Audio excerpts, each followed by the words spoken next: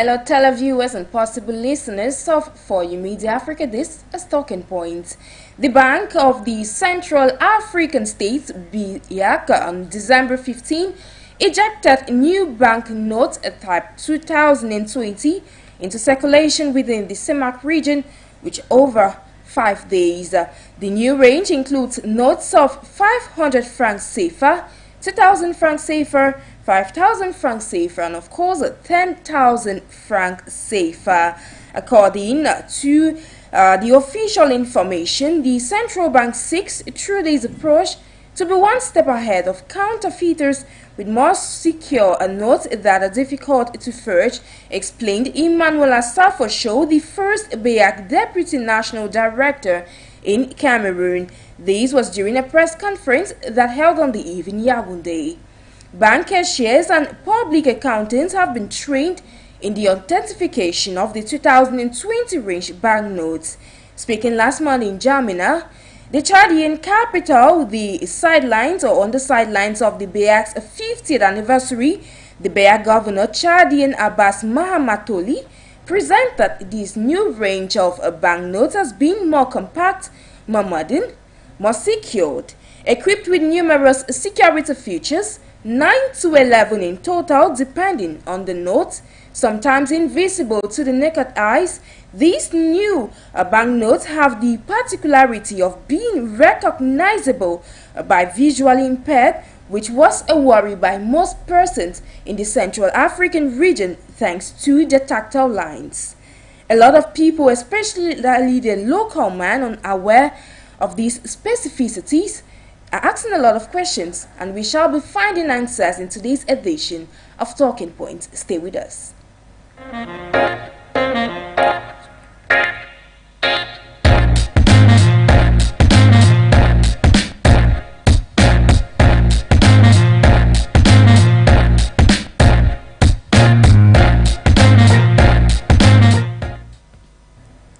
Hello ladies and gentlemen, thank you immensely for joining us on your Pan-African channel For You Media Africa.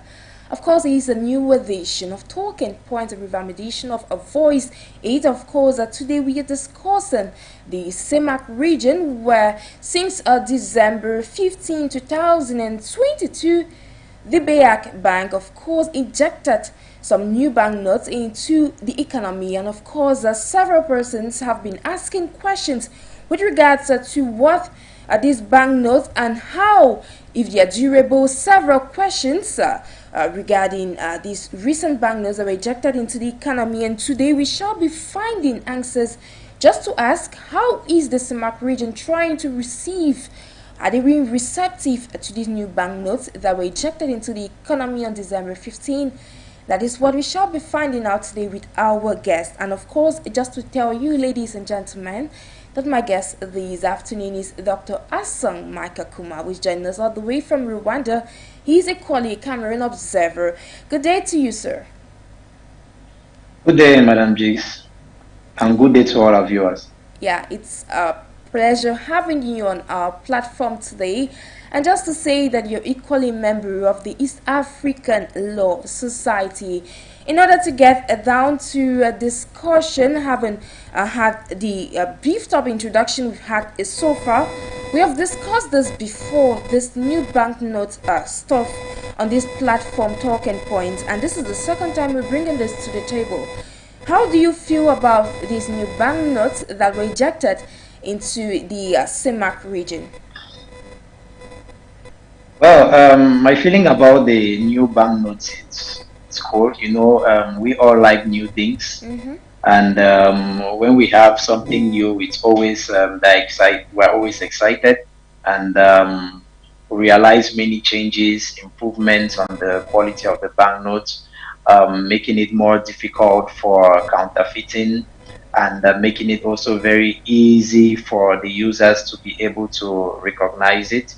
And moreover, for general usage, even by those who are having impairments, cognitive impairments. So the feeling is good, and I think that the new banknotes also help to resolve other issues, such as the issues of counterfeiting and also of sponsoring wars. So for me, it's a good move, and I feel happy about it. Okay, now you've brought up a point that is going to stop the issue of sponsoring wars. Could you please elaborate on that point? Because at this time, Central Africa and West Africa, some parts of West Africa, actually plunged into what we call crisis, war, and so on. So, how could you elaborate on that particular point? Thank you. So, as a matter of fact, those who usually orchestrate wars usually receive aid, and they usually stock up money, maybe money that they have gotten from sponsors, and also the money they have gotten from those who are victims of wars, like for example the thefts that go on, the ransoms which are being taken to liberate certain people who have been kidnapped by these Lord wars, and also the rebels. So, as a matter of fact, bringing in new notes will actually mean that the old stock will have to be taken back to the central bank so that the new ones should be given in. And of course, you know that those who actually orchestrate wars will find it difficult to go to the banks and actually exchange these new notes, because some of them might be on the target list. So actually, the goal or the aim of bringing in these new notes as with regards to war is that automatically those who are in possession of all notes and who are actually promoting war will not be able to carry out these activities any longer, because they will be in one way or the other blocked from using the old notes to be able to sponsor any war activity.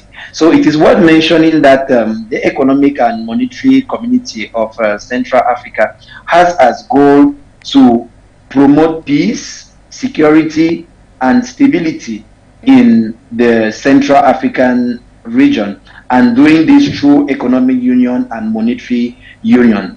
And that is it has as final goal to promote development, so to promote economic growth of the region. So we will realize that one of the issues that actually hinder development in Africa, and especially in the Central African region, which is being known to have so many wars, because in Cameroon we have the Anglophone crisis, in Chad we have had a little bit of political instability, in Central African Republic we still have instability, and you know these are one of the key countries in the Central African region. So automatically wars are actually a hindering block to development.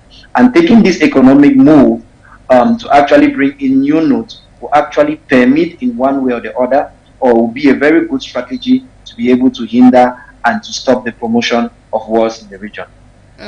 That's a very brilliant one there. Actually, now the BEAC chairperson or governor actually said that these banknotes could easily be used by those who are visually impaired.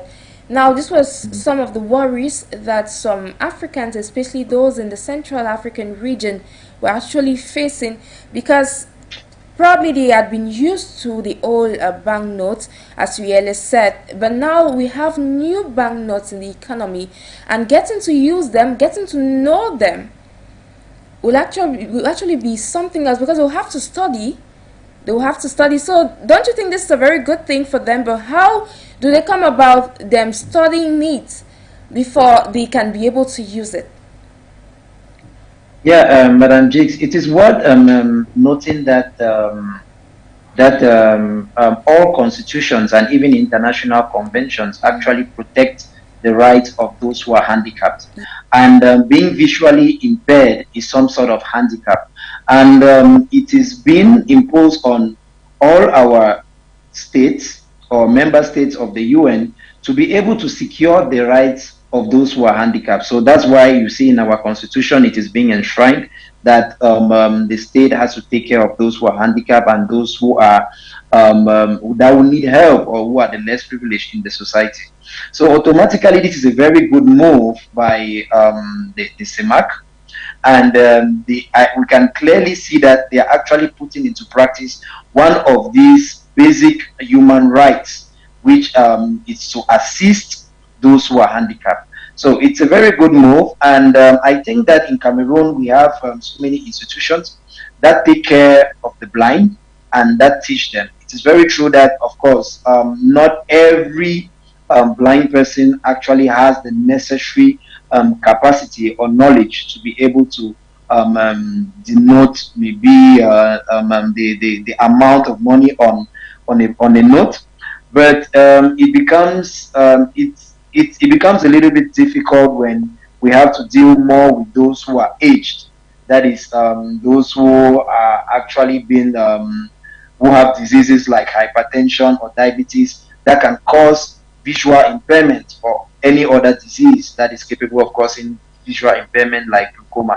So it becomes difficult for them because they have been seeing normally and at a certain age due to certain diseases, non-communicable diseases, automatically they lost their sight. But nevertheless, it's worth mentioning that these people on the other side probably have children who can assist them or who can aid them, because with their age also it will be quite difficult for them to be moving up and down. But for them, I think that a mechanism will have to be put in place to give them basic knowledge to assist them. But I think for the younger generation with eye impairments, there are so many schools, and I think the government has been doing quite well in actually making sure that those with visual impairments are really being assisted in Cameroon. In mind, you are a medical doctor, and then so you have a little bit of you have insight on this. As a visually impaired person, what procedure does it take to teach them so that they can be able to better manage these notes?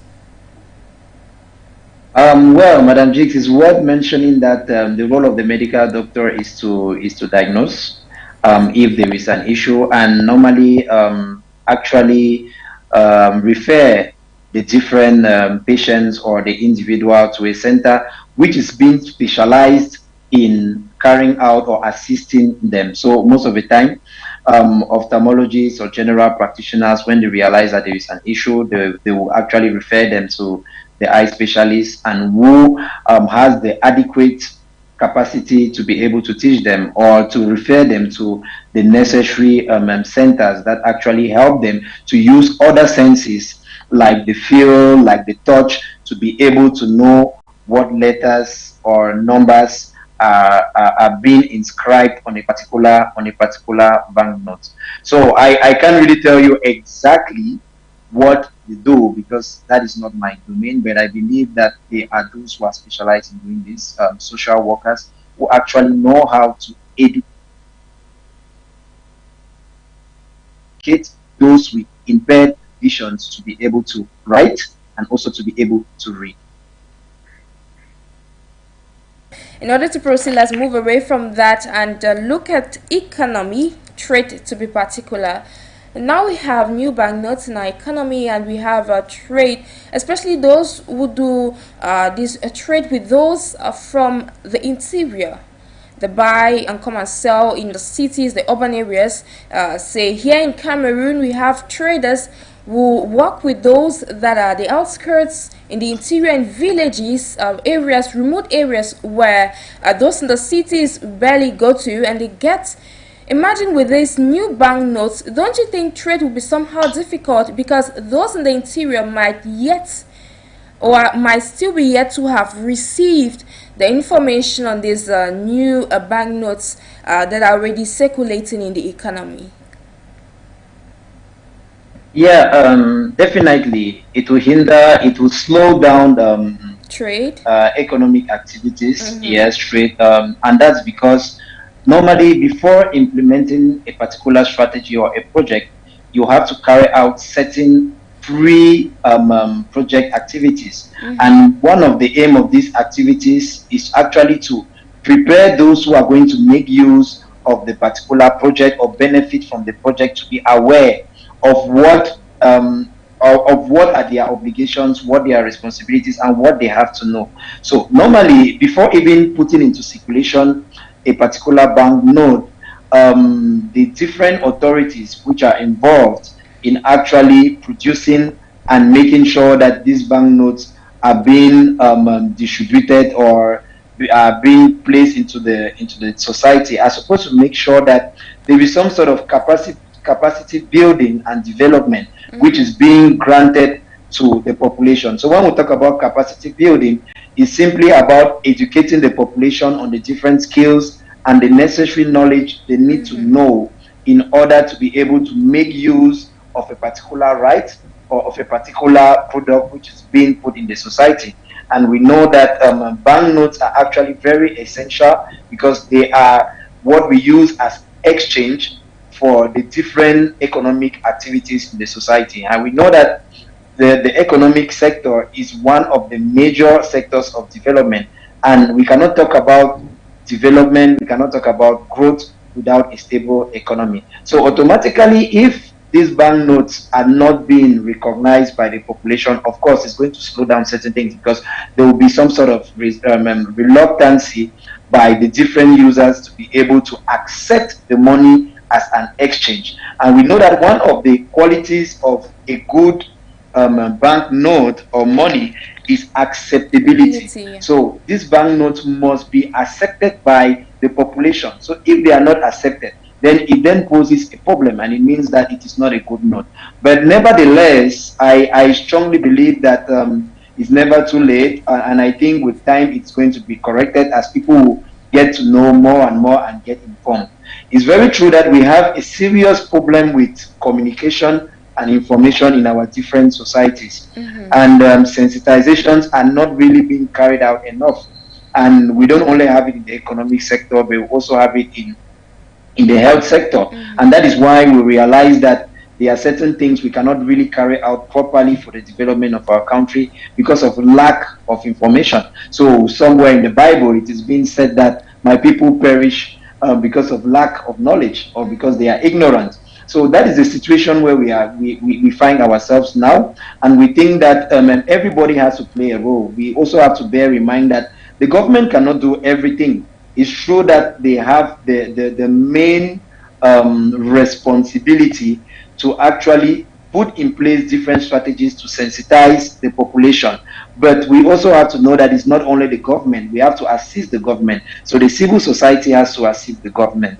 The private sector has to assist the government. The population has to assist the government. And most especially, all our different TV stations, due to the fact that they have realized that this is an issue on the field and that there is not really some sort of acceptance by the population due to the fact that they are not aware that if there is a new banknote in circulation, they have to use their powers and their skills to be able to educate the population so that at the end of the day, these particular banknotes which have been put into circulation will be able to be used by all for the economic development of our nation. Exactly, that is just the aim. Others measures that others banks are putting in place is for the betterment of their respective societies and the betterment to some extent of the African continent. Now we move away, and you evoked the issue of the acceptance or one of the qualities of good money. Now I'd like to ask you, in your opinion, what are some of those qualities for someone who is watching us or listening to us on radio? And they might be asking themselves, what are the qualities of good money? Could you answer that for us, Doc? Okay, we have several qualities of good money. As I earlier stated, we have, first of all, acceptability. Yes. So it should be an exchange or a tender which should be accepted by everybody, and that everybody should recognize as an instrument to be able to purchase goods and exchange goods and services, and also invest. Moreover, we have portability. So portability simply has to do with the money being easy to carry from one place to the other. So what is really good with our Central African bank notes is that we have the 10,000 francs note. So automatically it will make it easier for someone to carry 1 million or 2 million, unlike in other countries where you just have maybe the highest note at 5,000, and it becomes really cumbersome for somebody to transport money from one place to the other. So we also have another quality, durability. So when we talk about durability, it's about looking at the component or the texture in which the money has been produced. It should be one which is resistant, which can last for long, which can last for even years and years, and which can be put in certain conditions and it will not still be destroyed. Like for example, in water, for example, in moist areas or in very dry areas. It should be able to be easily malleable and should not be able to get turned by any pressure or external stress. So that is another quality. We also have divisibility. So divisibility is the fact that the banknote should be able to be divided in one way or the other. For example, we have several banknotes like the banknotes 500, 1,000, 2,000, 5,000, and 10,000. So it permits easy divisibility of the money. And we also have homogeneity. So it means that the texture of the banknote should be similar with the other one. So it should not be something different. So it will facilitate people to be able to recognize it. So another quality which is very important is that it should not be able to be counterfeited. So it should be designed and structured in such a way that for someone to be able to counterfeit it will be very, very difficult. And lastly, mechanisms have to be put in place for punishment of those who maybe traffic the banknotes or who counterfeit them. And this has to be made mention on the banknote itself, that counterfeiting it or violating any of its texture or reproducing it should actually lead to some sort of repression by the legislation and the law. And if we look at the new banknote, we'll realize that it is actually fulfilling all of these criteria, and that is what is really, really good. As we earlier on stated, the banknote is difficult for someone to counterfeit it, and there are so many signs on it that permits the users to be able to know that it's good money, and it also warns every user who counterfeits it that there will be sanctions that will come from the law upon them. Okay, so now you've brought in back this issue of law. As a legal expert, could you bring in case there is an issue of counterfeiting, is there any legal part that actually shows that this is what they shall face, and what is it? Okay, so according to the Cameroon Penal Code of 2016, there are legal dispositions that actually provide for counterfeiting of documents and also counterfeiting for banknotes, and they are being considered as misdemeanors. And I can't really remember the penal sanction, but I strongly believe that it's supposed to go between 1 year and 5 years. So there is actually repression from the penal code for all those who violate the principle or who violate or counterfeit money as a tender. So that's how the law actually protects counterfeiting, or protects the money tender, protects the tender in itself. Yeah. Okay. Now we are looking at an African continent which is striving for its liberation. We've seen countries like Ghana with the cedis. We have Nigeria that has the naira. Now, given that most Africans, especially those in Cameroon, had been vying for the franc CFA to be ousted. Now, given that this new banknotes are still franc CFA, could this be a right choice for the economy of the CEMAC region? Well, I would not really say it's the right choice. It might not be the perfect choice, but it comes with its own benefits, in the sense that as long as the legal tender or the banknote can be used by the different Central African states, automatically it will prosper economic growth. So the economic growth will be prospered in what sense? It will be prospered in the sense that there will be some sort of monetary collaboration. So it therefore means I can live from Cameroon and use the same money in Gabon and use it in Chad, and automatically it's going to facilitate trade. So as long as the nations are able to trade easily without going from one country and having to change the notes and the rest, that will actually prosper economic activities, economic collaboration, partnership, and automatically it will lead to the welfare of the Central African region as a whole. But that is what is good about it. But on the other part, we have to know that economic autonomy is vital in the development of a nation. There is no prosperous nation today without economic autonomy. So when we look at the big states, America, we look at France, we look at China, we look at Russia, all those superpowers, you realize that they have economic autonomy, and economic autonomy is being demonstrated first of all by that nation having its own currency, which it actually regulates on its own. That currency does not actually depend or expect on another currency. So we all know that our franc CFA is in one way or the other being backed up by the euro or the francs. So automatically we feel that we have some sort of economic stability because the last time we heard of a devaluation of the CFA is about 30-40 years ago. So it feels like we are having some sort of stability. But on the other hand, we cannot really have that economic development and growth which we desire, because there are so many things which are not being controlled by ourselves. We have other people controlling them. So we'll keep constant. Everything will look like it's normal. We'll hear other countries having devaluations, Ghana, Nigeria, and we think that we are doing better than them.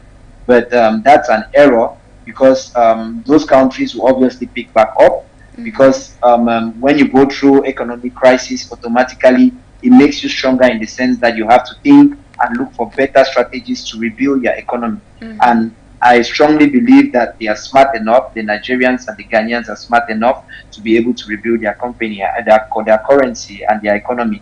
And we realized that a few days ago, even though there was a serious devaluation of the Ghanaian cedis, we realized that today it is picking back up. And I think those are the examples we have to follow.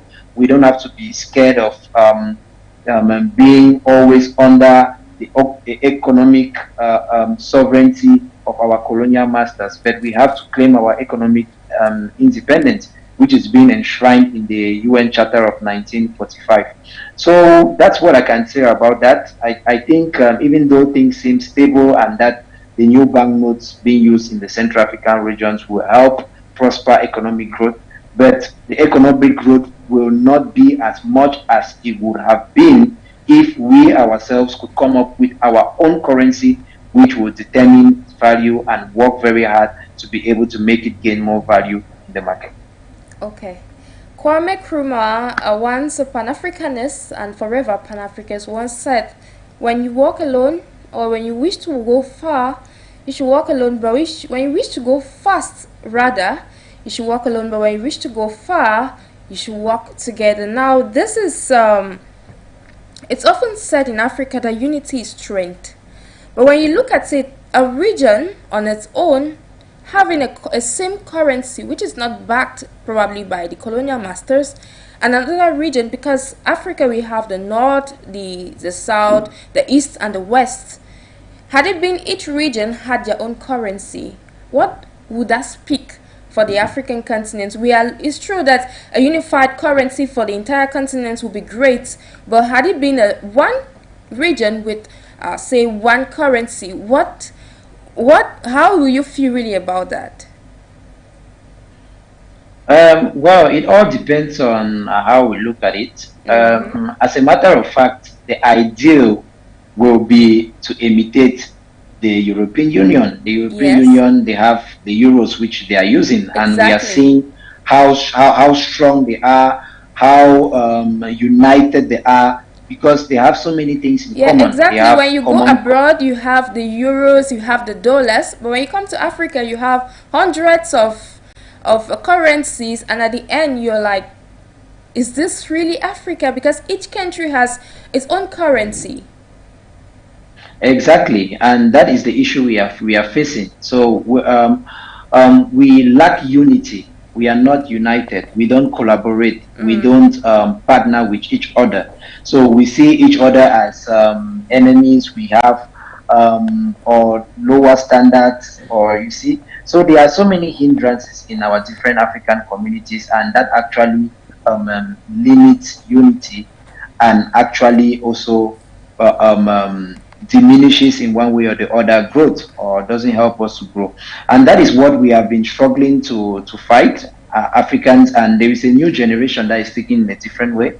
And the African Union, which is project of 2063, Vision 2063, they are trying to work harder to bring all African states together so that they can actually foster cooperation and collaboration at the economic sector, education, health, infrastructure, technology, so that it will lead to the growth of Africa.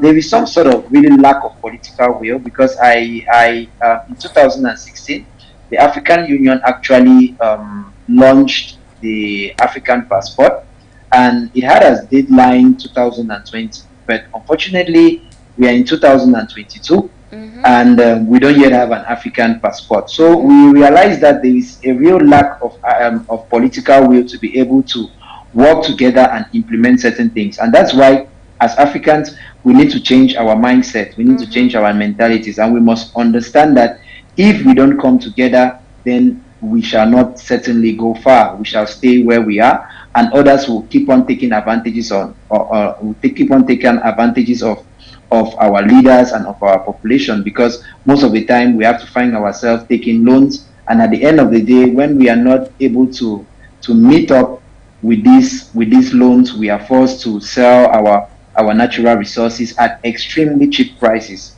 So Africans really need to stand up, and we need to look at things in a different way. We need to cooperate. We need to see ourselves as brothers. We need to see ourselves as one. And the examples are everywhere. We see other states, other countries being united, and we see how prosperous they are today, setting targets not only for specific countries, but setting targets for everybody.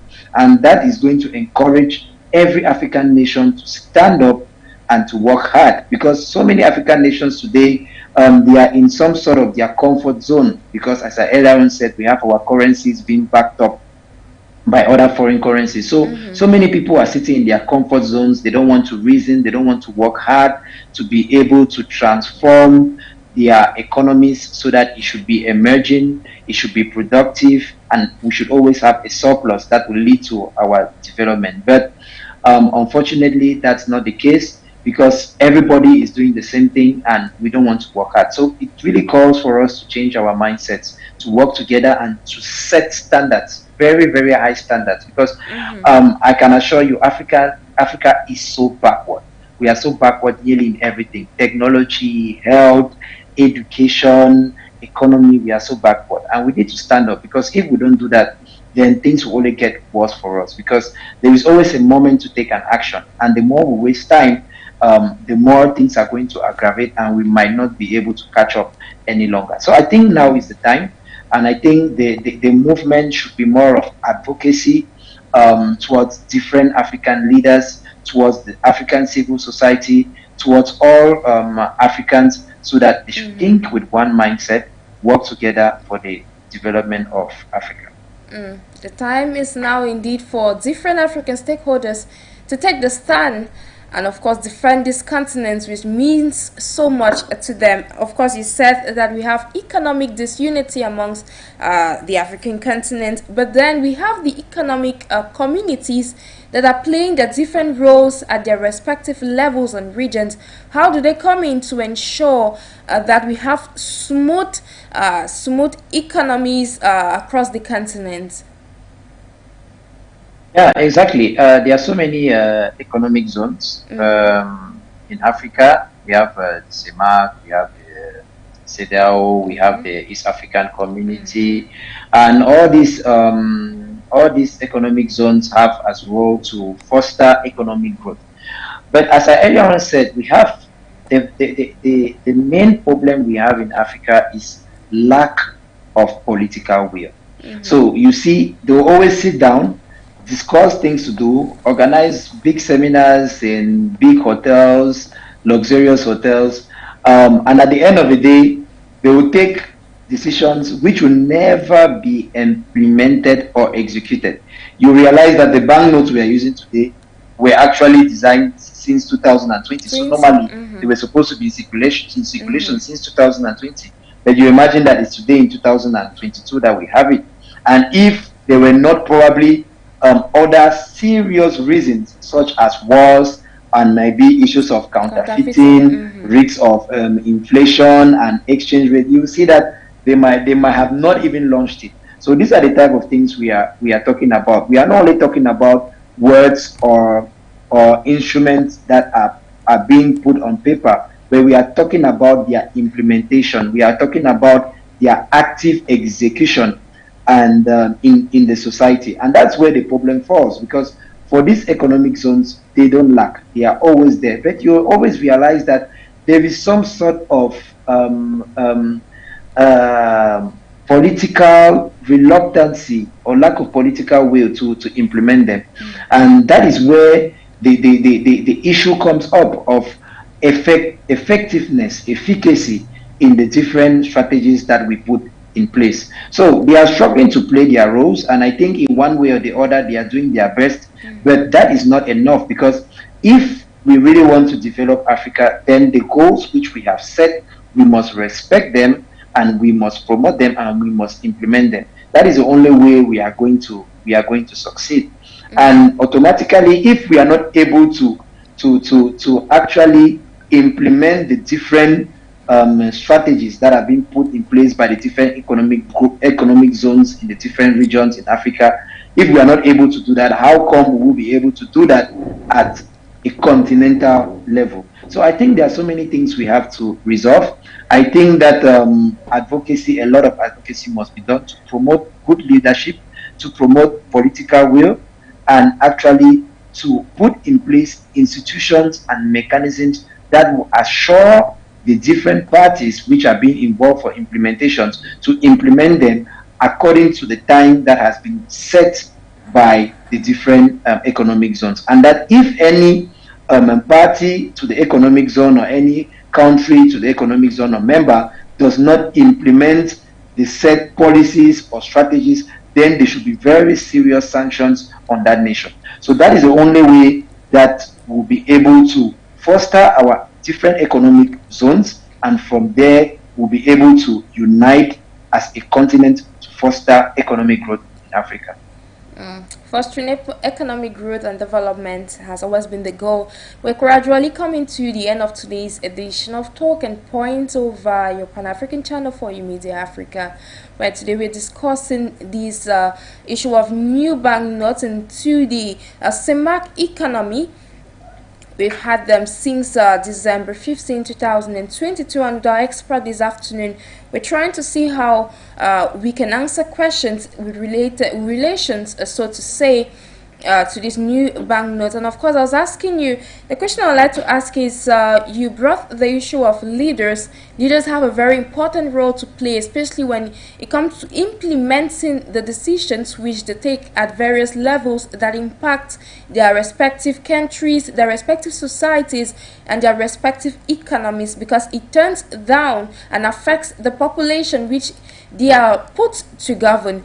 And now we have the African Union in Africa, and the African Union is, I think, above the economic communities of various economic blocks that surpass the different regions. Now, how can the African Union come in and defend or stand in when it comes to educating leaders on the way forward?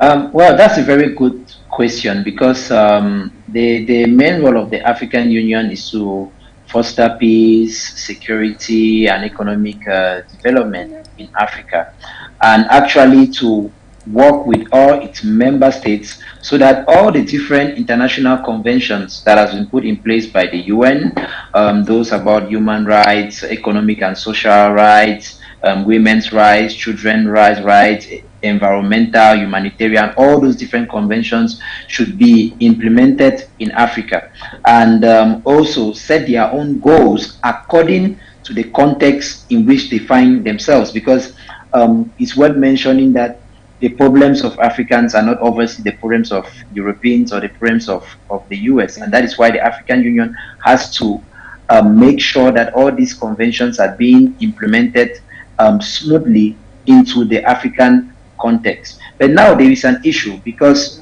though the African Union has this mandate and this role to play, now the powers of the African Union are a little bit limited.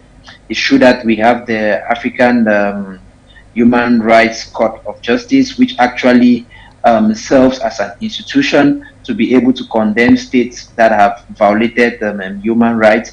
But then we have issues coming up with states that don't meet up with certain economic criteria or conditions, or meet up with certain conditions regarding peace.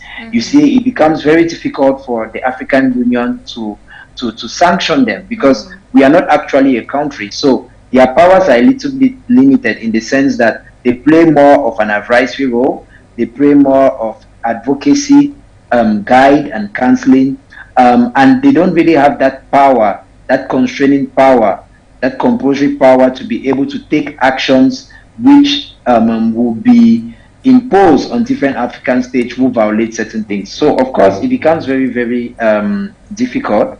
And that's why sometimes even the UN has been rendered a toothless bulldog, because you realize that the UN, even though it's an organization that actually regroups all states in the world to actually promote peace and security and development, automatically there are other states that stand against the UN and say we are not going to follow what you're saying. And it's the same thing happening with the African Union. And that's the reason why, if we really want a very strong African Union, then a strong union, let's call it that way, a strong union in Africa, then automatically we have to think of another way to come together and to give a particular institution more powers to be able to carry out or stop certain violations of economic, social, and human rights. So that's why many have thought of Africa being a state on its own, like the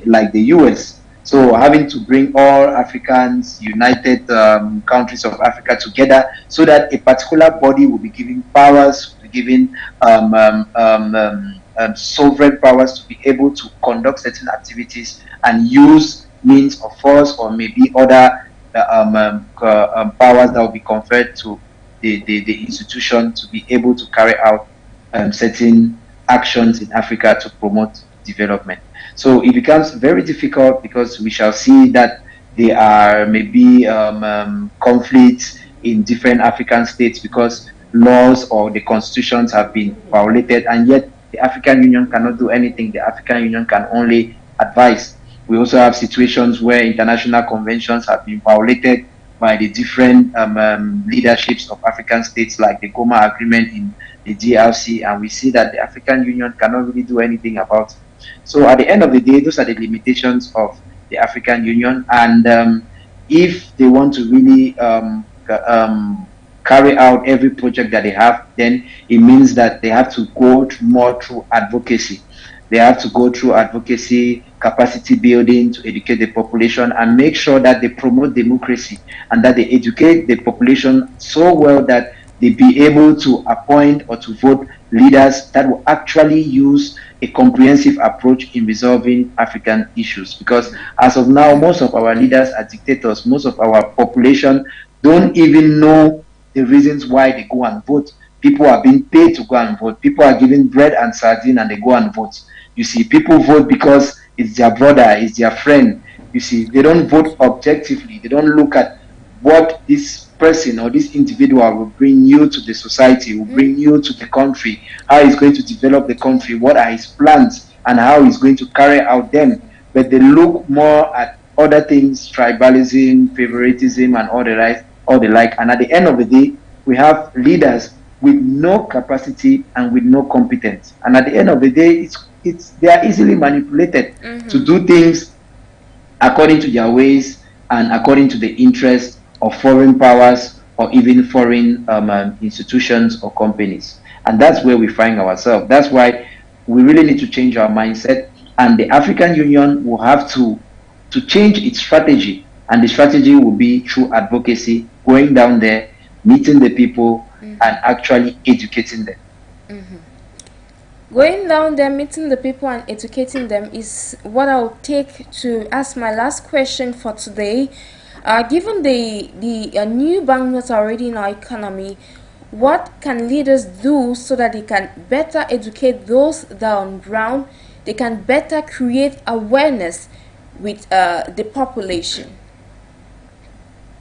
Okay, first of all, the first and easiest way to carry that out, first of all, to make use of the media.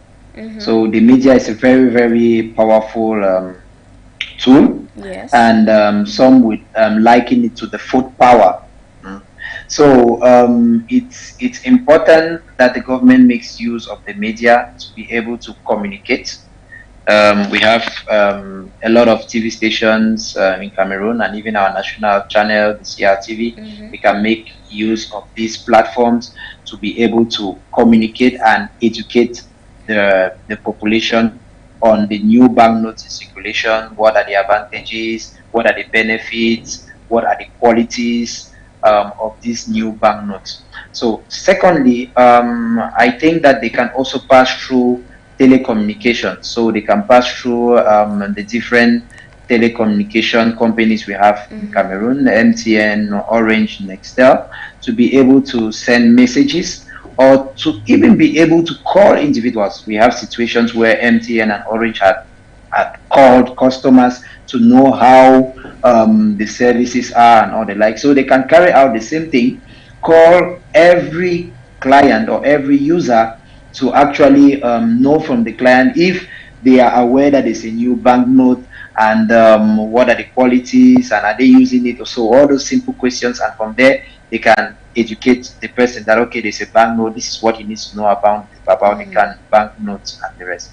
So thirdly, the government will have to work with the different decentralized institutions. So we have the councils. The councils have workers, and they can make use of those workers of chiefs to also communicate to their different indigenes or population that there is a new banknote that is in circulation, and everything that they really need to know. I think that by using these three means, they will be able to educate the population sufficiently so that they will be able to be aware of it, and that these new banknotes will be acceptable to everybody, and that it will be used to prosper our economic development. Okay, sir. So just quickly, could you send out a message to leaders, especially those in Africa? Well, my advice to every African leader is that we have to be united. We have to collaborate more among each other.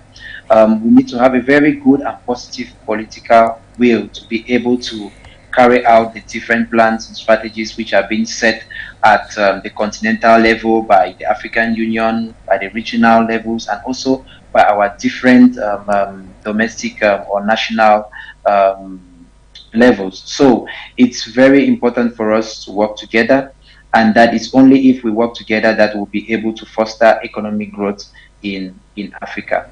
We need a change of mentality, and we are in the 21st century. Things are no more the same, and that the promotion of capacity building for our different populations, advocacy, is vital for our growth. Thank you immensely, Dr. Michael Assong, for taking out time out of your busy schedule to join us on today's edition of Talking Points. Thank you, Madam Jason, and thank you to all our viewers. Ladies and gentlemen, Our guest for today, he is a Cameroonian observer and a member of the East African Law Society in Rwanda. Ladies and gentlemen, it's on that note, you might have heard, you might have learned a lot from today's discussion. But then we are coming to the end of today's edition of Talking Points over your Pan-African channel for you Media Africa. I have been Jakes Nabuse for presentation. More programs are coming up. Stay tuned.